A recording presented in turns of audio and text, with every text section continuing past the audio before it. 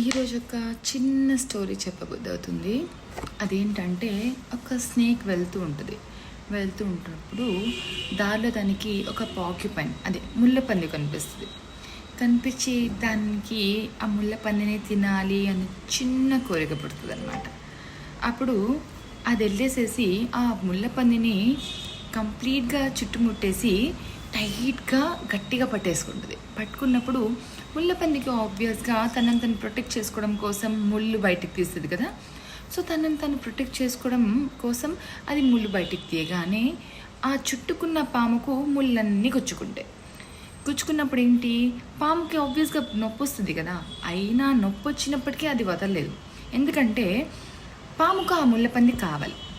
So ఆ కావాలనే ఆ థాట్లో అది ఇంకా గట్టిగా పట్టేసుకున్నప్పుడు ఆ ముళ్ళన్నీ బాడీ లోపల వరకు వెళ్ళి ఆ పాము కాసేపటికి చచ్చిపోతుంది అనమాట.